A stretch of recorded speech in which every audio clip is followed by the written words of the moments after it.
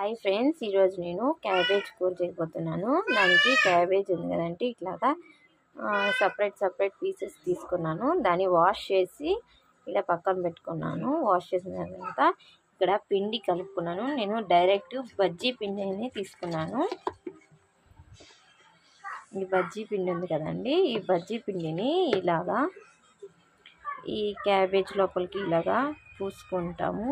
పూసుకున్న తర్వాత ఇక్కడ చూడండి, ఇలాగా ఒక టూత్ పిక్ కానీ స్టిక్ కానీ ఏదైనా ఉంటే తీసుకొని తర్వాత అది తీసి ఇలాగా స్టీమింగ్ ఉంది కదండి, స్టీమింగ్లో స్టీమ్ చేసుకోవాలి. బాగా స్టీమ్ చేసుకున్న తర్వాత మళ్ళా మనము కర్రీ చేసుకోవాలి. అది చేసినాక చూపిస్తాను. అప్పుడేగా మనము ఆ బజ్జీ పిండి పెట్టుకున్నాం కదండి, ఆ బజ్జీ పిండి మిగిలితే మీరు ఏమీ పడేయాల్సిన పని లేదు. అందులోకి కొంచెం పెరుగు, గరం మసాలా, పసుపు, ధనియాల పొడి మరియు కొంచెం నూనె, మిరప్పొడి, పెప్పరు ఇవన్నీ వేసి ఇందులోకి ఇలాగా కలుపుకోవాలి. ఇలా పక్కన పెట్టుకోవాలి. సాల్ట్ కూడా ఇందులో నేను 5 టేబుల్ స్పూన్ ఆయిల్, ఆవాలు, జీలకర్ర వేసుకున్నాను. ఇది వేగిన తర్వాత ఆనియన్స్ వేసి రెడ్గా వేయించుకుంటున్నాను. ఆనియన్స్ బాగా వేగిపోయాయి కదండి, ఈ ఆనియన్స్లోకి కొంచెం పసుపు, మిరప్పొడి, ధనియాల పొడి, గరం మసాలా, ఉప్పు అన్నీ వేసి వేయించుకోవాలి. ఇప్పుడు ఈ టమోటా గ్రైండ్ చేసి పెట్టుకున్నాం కదండి, ఇప్పుడు ఈ ఆనియన్స్ బాగా ఫ్రై అయ్యాయి కదండి. ఈ ఆనియన్స్ ఫ్రై అయ్యాక ఇందులోకి టమాటా ప్యూరీ, నేను 2 టమాటాస్ తీసుకున్నాను.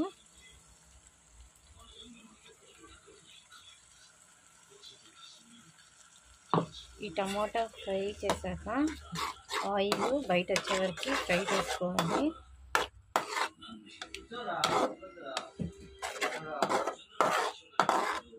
ఇందులోకి కొంత సాల్ట్ వేసామంటే బాగా ఫ్రై అవుతుంది.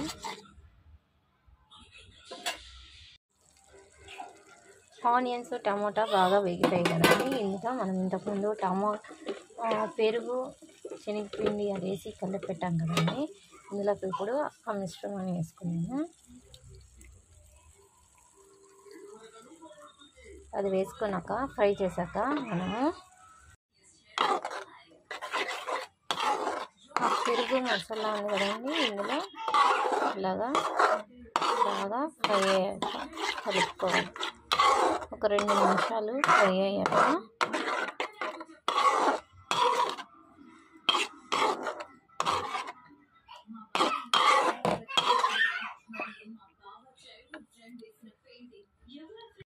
మనము ఇప్పుడు ఈ క్యాబేజ్ స్టీమ్ చేసి పెట్టుకున్నాం కదండి, ఈ స్టిక్స్ పెట్టాం కదా, ఈ స్టిక్స్ అన్నీ తీసేసుకున్నాం.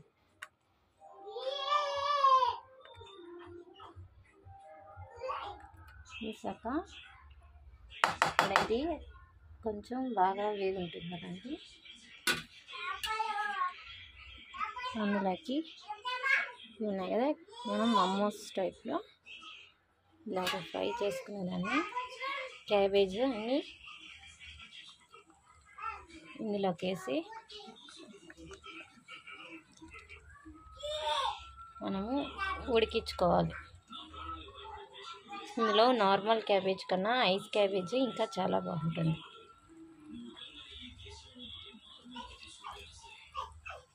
మనం ఈ క్యాబేజ్ అని ఇలాగా కలిపి పెట్టుకున్నాం కదండి, ఇలా కలిపిన తర్వాత మనము మసాలా డబ్బా ఉంటుంది కదా, అందులోకి వాటర్ రొంత వేసి మనకి ఎంత కావాలో అంత వాటర్ వేసి కొద్దిసేపు కుక్ చేసుకున్నాం. కుక్ చేసుకునే ముందు దాని మీద కొంచెం